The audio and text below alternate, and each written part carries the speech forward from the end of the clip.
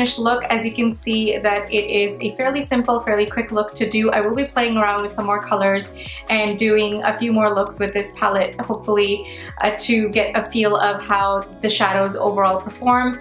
Just want to give you guys like a high level overview of this product in general. It comes in a cardboard box like this. It's just a standard box. At the back it has all the shadows. I like the fact that they are all color schemed and it has their individual names on it, so you can tell which one you're using, which is really nice. Inside the box, the package looks like this, where the eyeshadows come in, and it's plastic. It's a nice indigo blue with the color scheme of like purples and pinks and reds. I really like the color scheme and the packaging of this palette as well.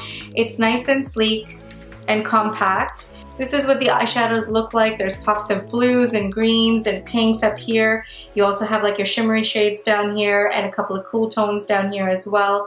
So overall, it is a nice mix of colors. You get 16 eyeshadows, and I bought this for $69 plus taxes at Sephora in Canada.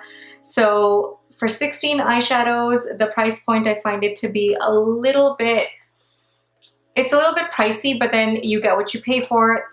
Like I mentioned, the packaging is really nice and sturdy. It's nice and compact. You just throw it in like a travel case or in your bag or whatnot and you walk away.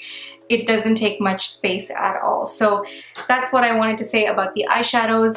The mattes perform well. The shimmers, some of them, as I was applying the shimmer here, some of them have like fallout. Like I do have some fallout down here, so I recommend doing your eyes first and then your face. That way you don't have any fallout with the shimmers at least. That's it guys, that's all I have to say. I hope you guys enjoyed this tutorial. If you haven't subscribed, please do so. Please give it a thumbs up. Leave your comments down below, and I will see you guys in my next video. Bye for now.